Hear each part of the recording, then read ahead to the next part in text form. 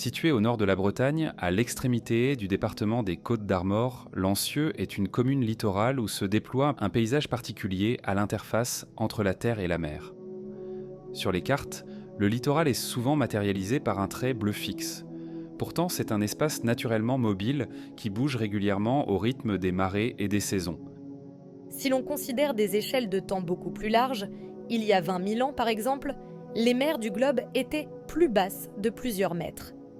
La Manche était alors à cette époque située à plusieurs dizaines de kilomètres de l'actuel trait de côte de Lancieux. Les fluctuations de température à la surface de la Terre ont fait varier le niveau moyen des mers et ainsi contribué à couvrir puis découvrir certaines parties du littoral. Avec le changement climatique en cours et la montée du niveau des océans qui s'accélère, le trait de côte que nous connaissons et avons toujours connu de mémoire d'homme pourrait être amené à évoluer rapidement dans certains secteurs littoraux. L'homme s'est implanté dans la baie de Lancieux à l'âge de fer. Pendant des siècles, des communautés ont vécu sur le littoral sans vraiment peser sur la transformation de ces paysages. C'est à partir du XIVe siècle que les hommes ont commencé à créer des aménagements d'ampleur dans la baie. Plusieurs digues ont ainsi été érigées avec des moyens rudimentaires de terrassement et d'empierrement afin de gagner des terres sur la mer. En complément de ces digues, des canaux ont été creusés pour drainer plusieurs centaines d'hectares de terres humides et y développer un usage agricole. C'est ce qu'on appelle un polder. Dans le polder de Lancieux, il y a d'abord eu la digue aux moines. Construite par les moines bénédictins de l'abbaye de Saint-Jacques de la Mer entre le XIIIe et le XVIe siècle, elle a permis d'assécher environ 54 hectares constitués de chores auparavant. En 1748, c'est la digue de la Roche qui a été aménagée encore plus proche de la mer par le seigneur de la Roche, Louis Péan de Pontfilly. Cette deuxième digue a permis la mise en culture de 48 hectares de marais supplémentaires. La création de ces digues fixe le trait de côte et marque ainsi le début d'une lutte entre l'homme et la mer. Au fil des générations, le polder de Lancieux s'est constitué comme partie intégrante du territoire communal. Connu par chacun depuis l'enfance, le polder semble avoir toujours fait partie du paysage littoral. On en oublierait presque qu'avant la construction des différentes digues, la mer allait et venait sur ces terres. Au XXe siècle, l'agriculture a progressivement laissé place à d'autres usages sur le site.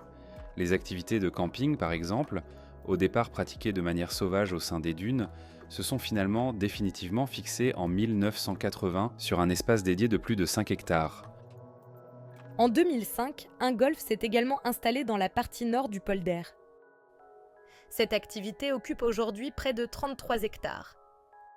Un vaste projet immobilier avait même été imaginé dans les années 80, entre la rue des Bénédictins et la digue de la Roche.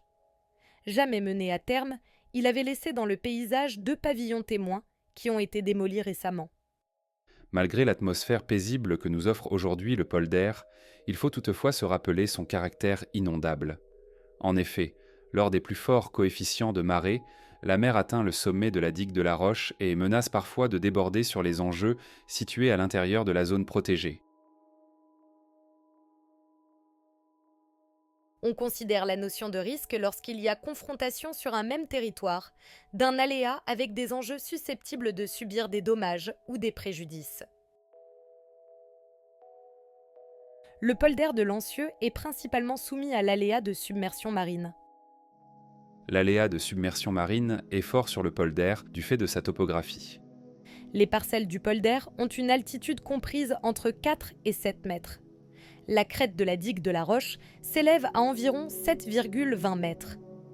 Localement, les plus hautes mers astronomiques atteignent à ce jour 7,20 mètres de haut. Ainsi, dès à présent, un événement climatique intense, en même temps qu'une grande marée, pourrait générer une surverse de l'ouvrage. Le changement climatique et la montée du niveau de la mer vont contribuer à accroître cet aléa dans un futur proche. D'après le groupement international d'experts sur le climat GIEC, le niveau marin moyen dans notre secteur pourrait s'élever de plus d'1 mètre d'ici à 2100. Le niveau de protection assuré par la digue de la Roche actuellement serait alors amplement dépassé. Face à cet aléa de submersion, Les enjeux localisés dans le polder sont nombreux. L'enjeu de sécurité publique, puisque plusieurs dizaines d'habitants ont leur domicile situé à l'intérieur du site, principalement au niveau des hameaux du Villeux et de la Briantais, et au sein du lotissement du Frédy au nord. Les enjeux économiques liés aux loisirs et au tourisme, avec la présence du camping au niveau du hameau du Villeux, mais aussi du golf dans le nord du polder. Aujourd'hui, des enjeux économiques liés à l'agriculture sont également présents sur une grande partie du polder. Toutefois, depuis quelques années, certaines cultures ont été reconverties en prairies, plus résilientes à une intrusion marine ponctuelle. Enfin, l'évolution des paysages, de la biodiversité ou encore des pratiques touristiques sont autant d'enjeux à considérer pour imaginer un futur désirable pour le site. Aujourd'hui, 3 acteurs publics principaux travaillent localement pour envisager les évolutions du polder à l'avenir. D'abord la commune de Lancieux, dont le polder représente un quart de sa superficie, et qui, dans le cadre de ses compétences, doit veiller à l'aménagement global de son territoire et à la protection des personnes et des biens. Puis la communauté de communes Côte d'Émeraude, au sein de laquelle est située la commune de Lancieux et qui depuis 2018 porte la compétence GEMAPI. Son rôle vise notamment à assurer la gestion de la digue de la Roche afin de permettre la défense de la zone protégée contre les inondations et la mer. Enfin, le Conservatoire du littoral, un établissement public de l'État qui intervient pour restaurer la biodiversité et les paysages du tertre corlieux et du polder. Il est aujourd'hui propriétaire d'une grande partie des terres du polder de Lancieux.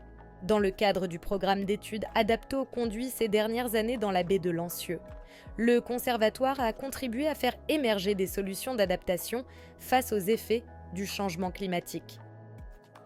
Aujourd'hui, l'intercommunalité et la commune se mobilisent pour parvenir à un projet pour le polder de Lancieux. Pour ce faire, la population sera largement associée en 2025. Une démarche de concertation locale sera menée afin de partager et d'échanger sur les enjeux liés à l'évolution du site avant d'identifier des solutions d'aménagement souhaitables pour demain.